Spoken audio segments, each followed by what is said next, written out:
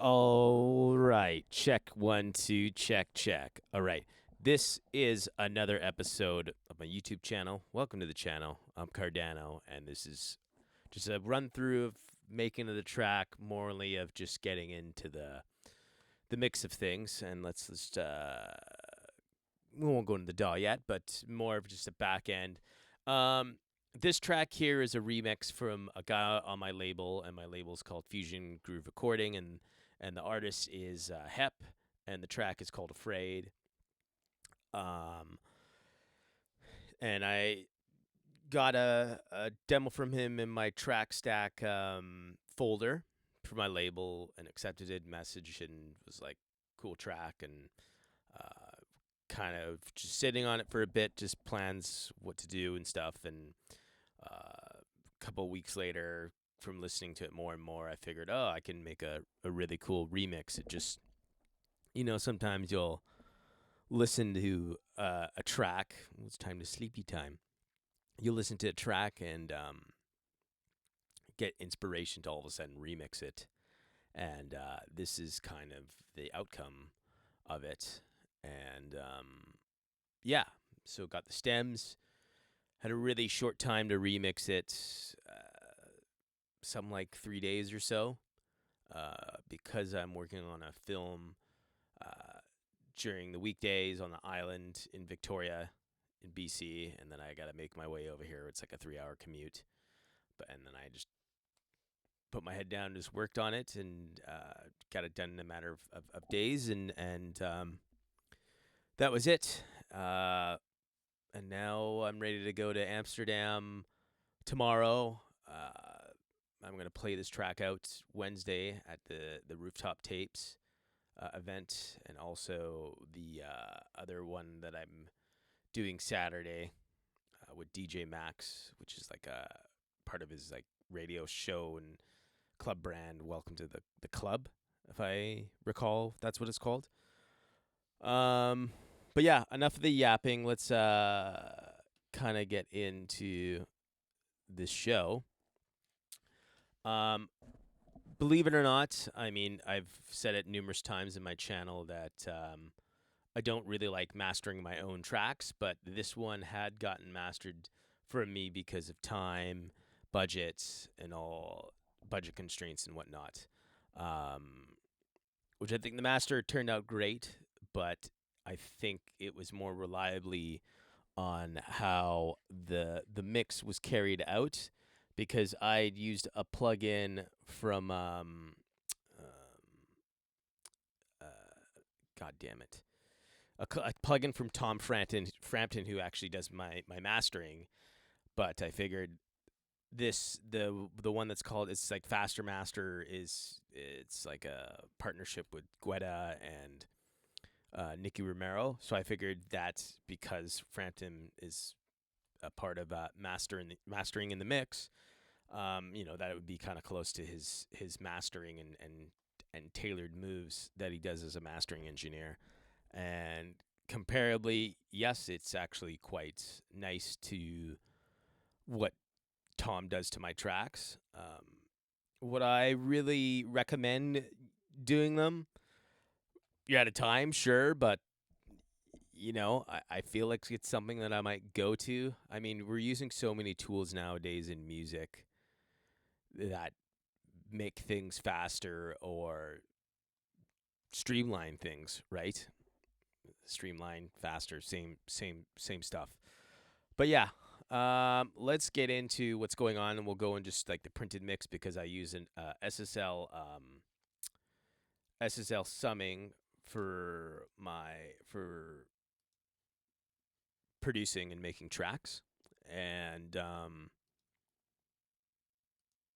it's just 8 channels VCA thing, and then we go in the interface and come out and then print out just a full 2-channeled mix. So what I basically have on it first is just some EQ that's doing the side signals. So anything low end is getting cut off at 200 hertz. Then we have the tube tech. The tube tech was added which is a stereo multi-brand compressor. The tube tech was added at the start of the mix, and it was a preset with mix bus punch, and basically I'd move these around to where I wanted it. This is more the low end, and this is the mid, and this is the highs, and I triggered certain areas that I wanted to get compressed, and you can kind of just see when it goes later in the mix how it's affected as well. So one sec. It's just slightly doing things, right? Nothing crazy.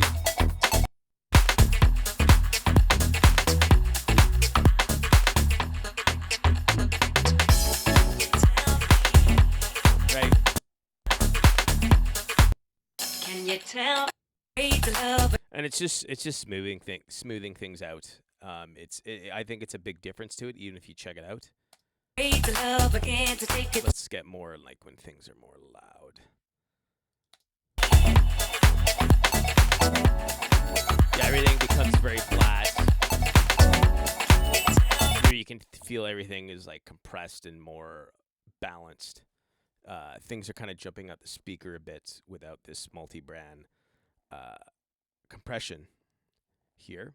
And then we move into Safara, which is kind of like a saturator, but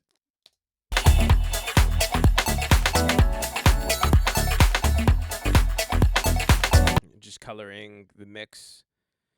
Yeah, this is kind of a saturator, and then we have another secondary saturator called Beauty and Beast, and this is more just triggering the initial mix. It's not really like shaping like the like stereo. It's not really. This one shapes like the sides of the mix and more of like the center, and this is like overall just doing a whole thing within the mix, right? And you can even hear like how this is not as 3D anymore.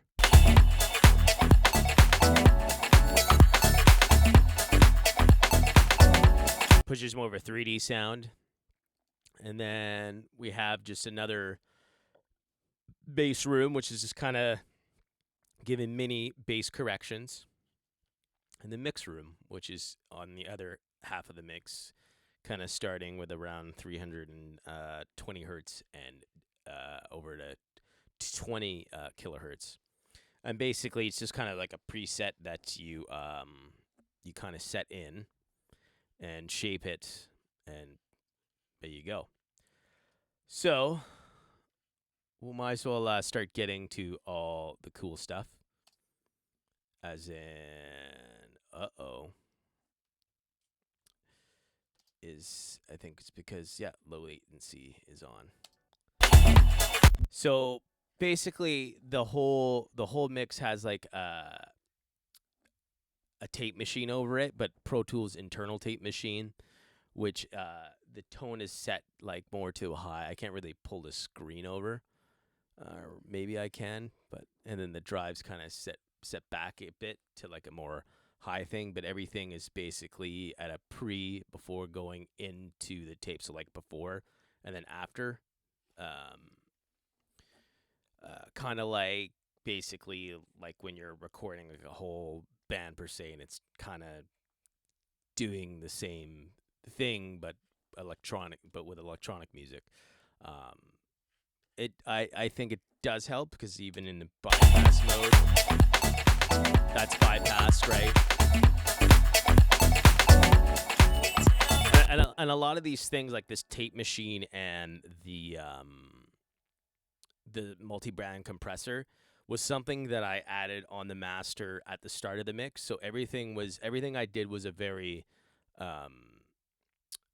everything was a volume mix first. I did like very light EQ, like things like cutting out frequencies that weren't there, but didn't like work on the main frequencies like the kick and stuff. It was just all a volume balance.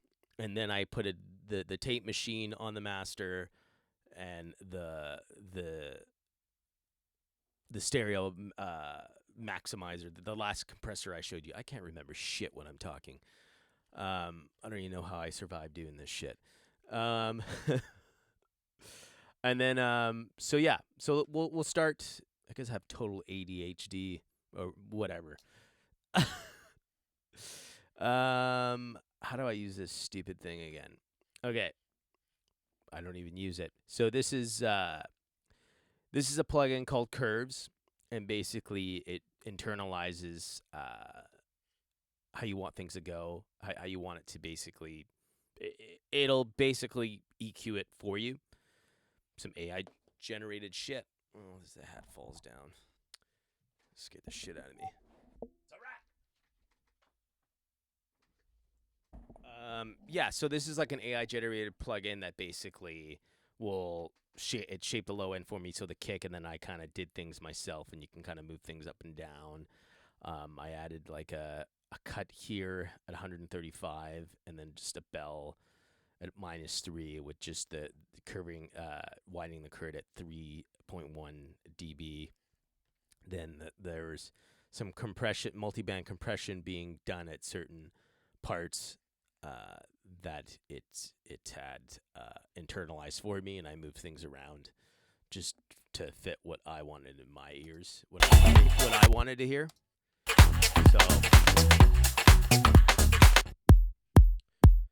So yeah, I mean, this is without it, with, and then I added some saturation with the I think, I don't remember what plugin it is, but it was something that I had to print because Pro Tools will just not internalize. It'll start sample rate will go off, and then things will go out of time and out of whack. So it's just something that you gotta print before.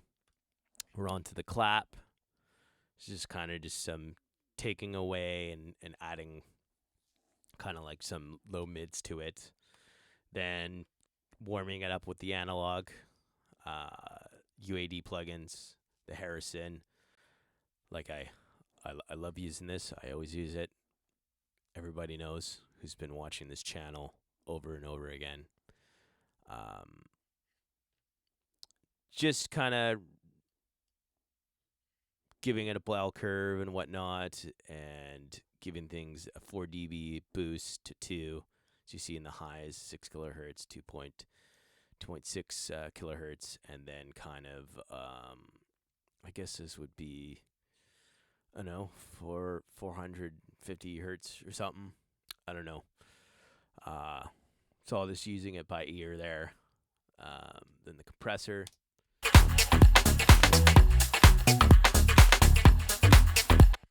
Right. Kind of just brightens things up and punches everything into the mix together. You can hear it.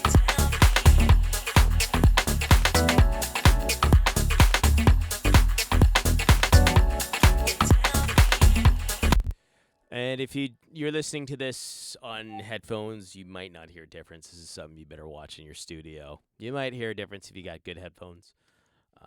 But it's something that you should check out in your own studio.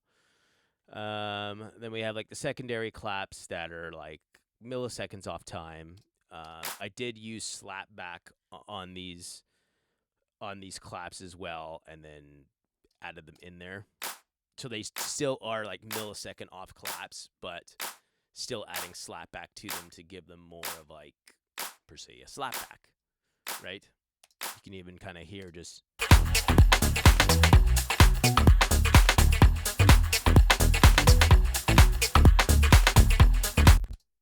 Goes. Yeah.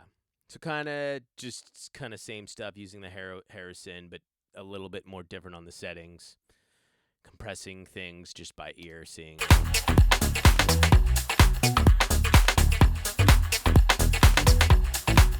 Did I not do anything here? That's weird.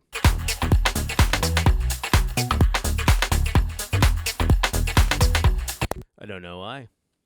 Well, I guess it got printed like that, unless I touched something.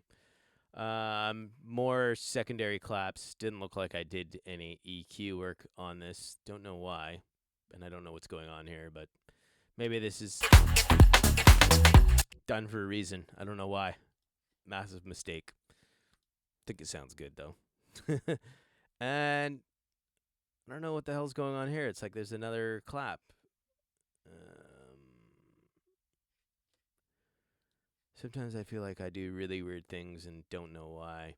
Oh, one is a stereo and one is like a mono.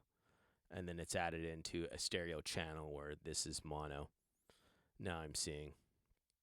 And it looks like I'm just not adding any EQ or anything. Like everything's sitting at 0. I guess it's just more of a flavored thing of what it is in stereo. I don't know why. And then here, kind of same old thing, but it's mono. Then we have a duplicate clap again. It looks like I'm not doing anything there. I don't know why. But okay then. Maybe that made a bunch of phase issues. I'm unsure, but probably.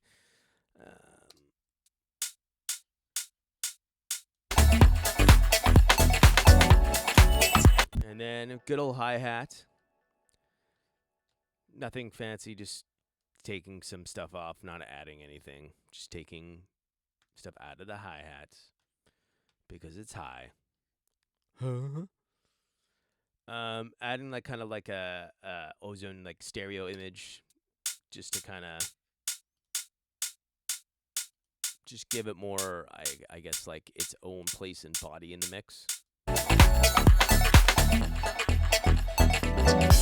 you tell me, is this some kind of dance? Afraid to love again. You can kind of hear it like a little more prominent in the mix, adding this kind of just spreads out more.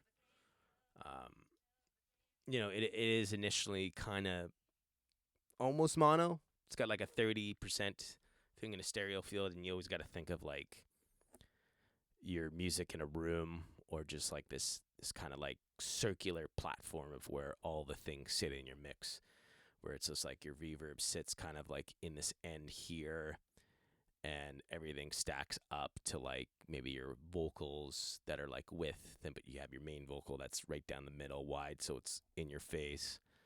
Then your keyboards and kind of like other synths, kind of like maybe your synths sit here and your keyboards are here, right?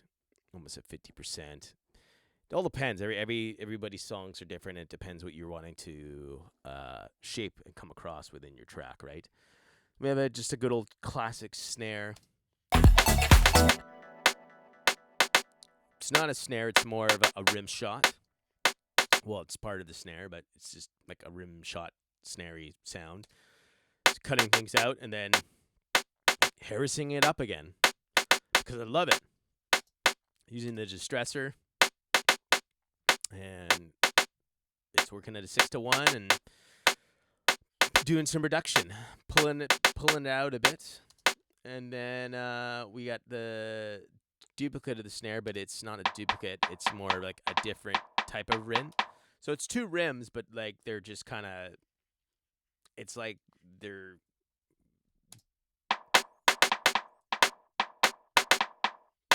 kind of like doing like a hopscotch thing. It's just weird.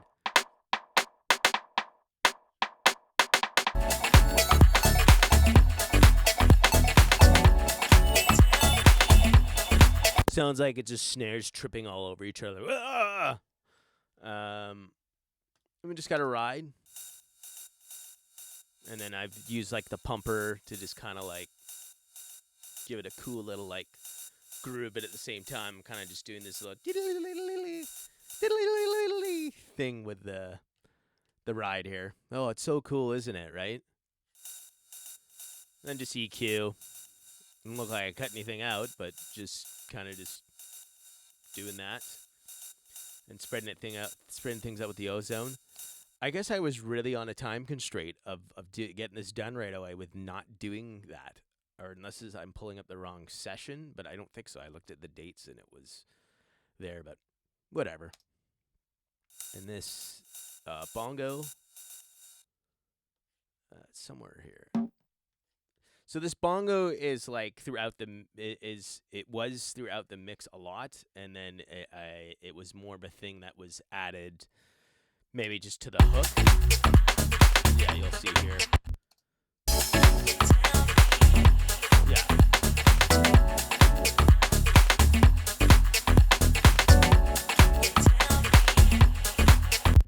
Yeah, it was a really cool bongo, but it was like kind of too annoying. I had it like a lot more throughout the song, and I found it to be a little too annoying to like be around. So it got canceled. Uh, where are we now? I'm so lost. And then we have like some percussions. I mean, it still is percussions, but this is more. What the hell is this? I forgot what the instrument is called, but a block, I guess. And it's just kind of added in there for more just.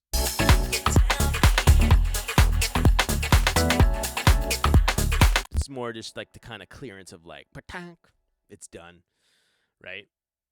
We have the drum loop right here. And kind of just, just EQing things out to give the track more swing, right? Afraid to love again, to take it. Like, think of this section without it. It'd be boring, right? Afraid to love again, to take a coming in like right here. chance. Can you tell me, is this a final dance? Kind of boring, right? Afraid to love again, to take a chance. That's adding like a little more movement, right? And it's just EQ'd. Simple, right? Cutting off all the low end there. And then we have the secondary drum loop, which is in there. Let's go a little more into the song. Right? Cool shit, right? Swingy. I didn't really take too much from the original track. The bass line is like similar notes. I didn't take like the synth, but I made like my own. A lot of things are custom made, and then I just kind of kept like the kind of chordy synths that that Hep had and the melodies and stuff. But I just remade the bass line and then added the M1 organ sound that kind of comes from oh god, the homeless track of why do I forget? It's like, it's not Show Me Love, but Gypsy Woman. Yeah, so that's added for just more of like a nostalgic sound, so people could be like, oh, it sounds like a sample from Crystal Waters, right? Which it's not. It's just the M1 piano, organ, or synth or whatever. Then here we have just some fills. Here. And I really think these fills kind of make the sauce. So like they're like splice samples at certain areas, right? Right? It's quick, used, boom. Like if I was to make those with all the snares, it would take me more and more time. But shit, it's right there. Why not use the splice sample? God, just not a talented guy, am I? Then we move on to like the synths that were from the original record. Oh, no, these are just texture sounds that are there. And I think this is like a silent. Nope. Those are crowd sounds. And more crowd sounds. So he had like Hep had some crowd sounds in the background, which I ended up using. So I thought it'd be kind of cool. And it's just, I feel like he was more using it, underlining in the mix to kind of like give it more of texture and stuff. I kind of like lived with it more of like, it's there. Like you can hear it in his version of the song.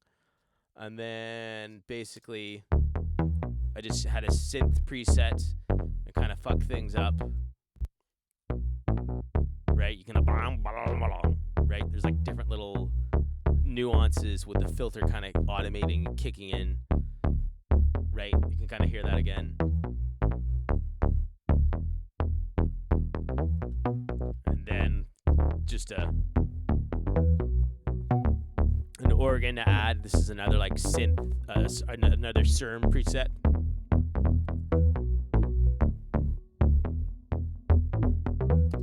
It's not easy to be mixing two low ends together, and it could be a little too much. So you got to be quite careful in doing it. Um, and mixing it properly. It can be a real mess. Um, I use the Curves EQ again, which is basically it uses per se AI to curve out an EQ for me, and it just does like a kind of like a smooth slope, boosting things in the low end region and stuff. It feels like looks like it's at 100. No, it's 70. So a nice slope at around 70, 80 hertz or so. Um, this can go in the can. Yeah, and then just some multi-band compression again, and then me screwing things around and taking out the stereo width of the low end and basically kind of like widening things together. Yes, this is in mono, but kind of like shapes it a little bit, kind of gives it a little movement. No, like I don't think.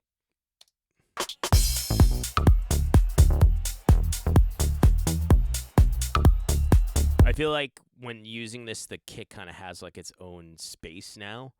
Like you want things to be conjoint together, right? And also the Curves EQ has like a thing where it's side chaining with the kick and the bass. So every time the kick and the bass are going, there's only certain frequencies that are within that are fighting with each other.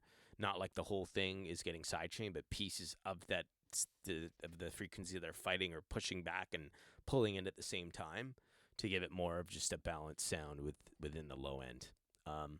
I only like using this because before I was using Fab filters to do that, and Pro Tools would kind of start acting funny.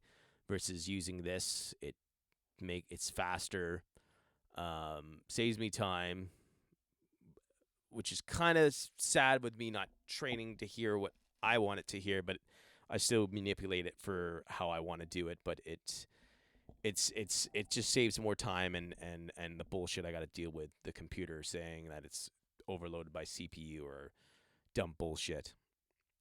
Yeah, then the pumper, which is doing a 1/4 pumping of like turning the volume down every time the kick comes. So it just gives it the nice pump. It's nothing like heavy.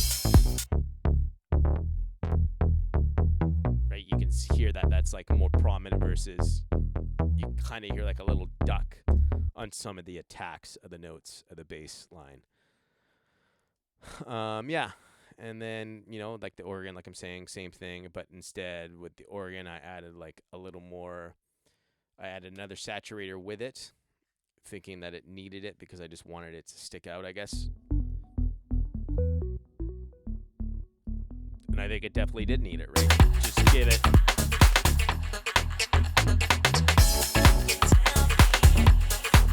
I think basically I feel like what I did, if you even look, the decibel levels on the bass, the main bass is higher, where the organ is lower. So I felt adding this is probably like way too much to add in usual with the saturator, but I felt doing this would give it more gain within it and kind of help with the balance.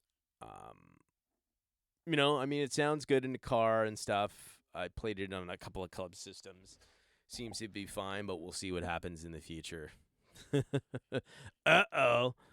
I'm sure it's fine. And then we move on to just like the good old like kind of call and response organs and stuff.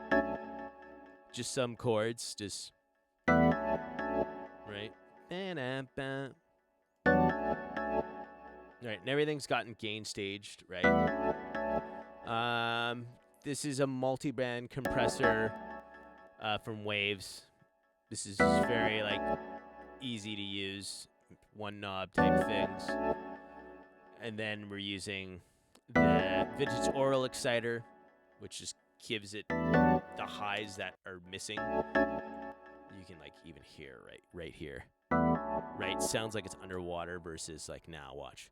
Right, and it's nice and bright, and it's just something this plugin, I can't stray away from. It just fucking brightens things up and gives my records this nice brightness that I seem to go to and like. And then we have like the silent sit from Hep. Um, and I felt like, I just did some stuff with it where it's, taking junk out I don't need and EQing things and then using the need 10 the 1084 and just basically giving it 3K bumping it with a bell and a smooth off. I think these usually start at 10 or something like that. Yeah, it's at 10. It's just a shelf. And then that was it. Simple, giving it color of like from a Neve console. 1176. And just, giving it kind of like a good release, attack. Nothing like too crazy. Like, I don't know. You can hear like the original just doesn't have attack, but I think, when you're someone sending you stems, right, they're going to give everything where it's not processed, right, so that you can shape it to how you want to shape it. I mean, that's kind of what I do. And then we have the melody here, right? Over here. It's right here.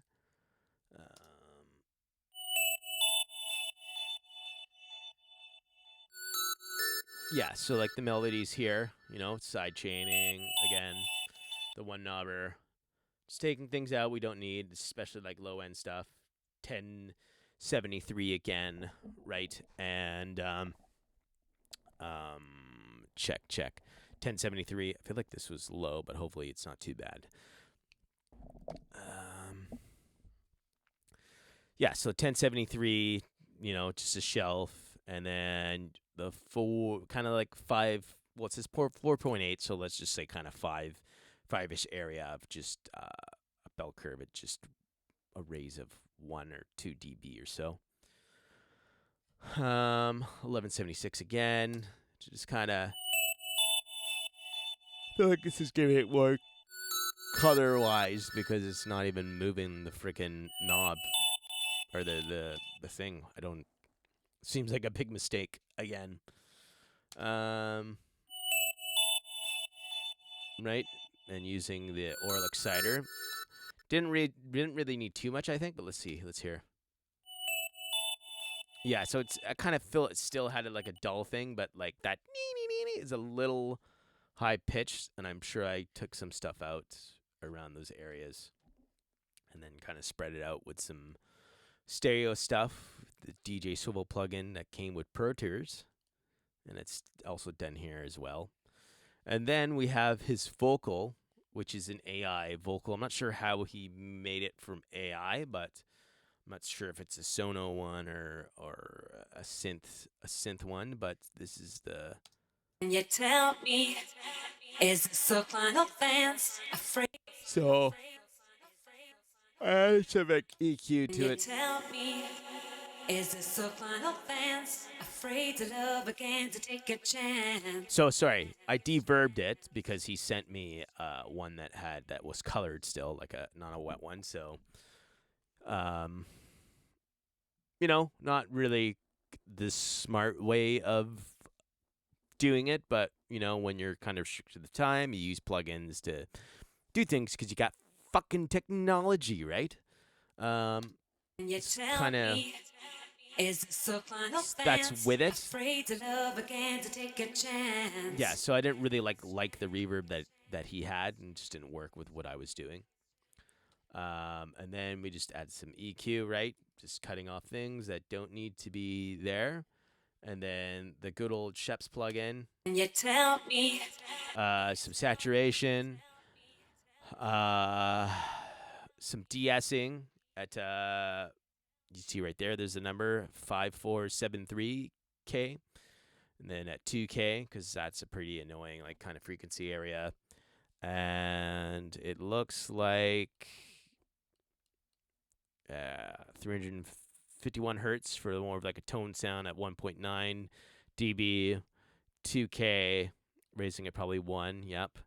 and then 8, which is more like a shelf, and raising it at 1.4 because there was already kind of, I'm sure there was like it's had its time with it, and then just some compression from 2 to 1, um, and then a filter that's added on at certain areas of the Can you track, tell me? especially like at the breakdown. It's really cool. Can you tell me? Is this so fun? Just more that it gives it vibe. That's what it was there for. And then all of a sudden, when it kicks in, it gets very high, right? So I want to. Afraid to love again, to take a chance. Can you tell me? Is just really like opens things up at that point. You need like things from dark to light to make things bright. Um, especially if like someone's like, if a preview's on Beatport, it has that dark part and all of a sudden it gets bright. It's kind of like ear catchy to some people, I guess. And then just cutting things off. This is more just the reverb effect that he had, which I kind of added throughout the song, which I thought was cool. Can you tell me? Yeah, really, really cool effect that he had done. And then just kind of like the vocal chop thing that I use with, the Life plugin. So you kind of load the vocal in. It'll do some really cool vocal cuts for you, like a producer would do for you, and then that's it. And then everything kind of gets streamlined into different buses. So it's like the instrumental stuff. So like more like effects, bass, and vocals go into this one aux track where I'm kind of cutting off stuff, right? And then adding a compressor just to kind of like stick things together and give it more movement, right? So you can even Love again, to take a chance. the bass has more like muscle to it, right? And then we just have like a separate one for the drums. You can kind of check it out here, and it's the API plugin I'm probably using. So, it's kind of same shit, just taking out bad stuff that you don't want and then compressing it with the API compressor, right? You can just kind of feel like there's more sub movement in the kick drum, and everything kind of sits together better and glues itself together. It just has more, the kick has more legs to it, and it's like kind of just has its own space with the compressor, as that's what they're supposed to do. Then we go into more like aux things. This is the effects that was used, the Hitsville, the Hitsville, which is like Motown Studios reverb. Pretty cool. It's here, sorry. Can you tell me? Is this a final dance? Afraid to love again, to take a chance. Afraid to. Right, and that's the reason why I use the D-verb, because I wanted to use my own verb, and I just feel like this vibe was better, right? The KM86, which is a Neumann mic. I'm not sure like if it's under a different name, but usually these I'm sure this is a Neumann mic that they use in the room. I don't know all the history behind all of it. And then I used the B2K 800 speaker, right? Because back in the day, when you did reverb, you would put a speaker out in some room, and then you would record the reverb. And then, I've actually done it on some records before, and it's kind of fun to do. Didn't really, it was something I did like out in the hallway, and you kind of like, it's cool to like kind of stick a mic in a corner or something like that, and just kind of experiment. You can come up with some really cool stuff if you've like got like a cool, like as you see here, like a concrete room, and then maybe you want to add like some other shit in there, whether you're like taping up certain spots or like adding like panels, stuff like that. Then we just, the delay we got here, we use the Korg 1 second delay, and then we put it in stereo mode. I use this delay all the time. I've fallen in love with it because of the texture it just gives. Can you tell me? Is this a final dance? Afraid to love again, Right. to take a Just has that nice over and over again. It just I love the color that it gives. And then we just have something on some room on the keyboard. The good old ba-dum, bum. Can you tell Let's me? go back here.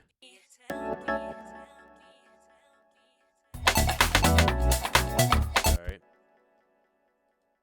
God damn it.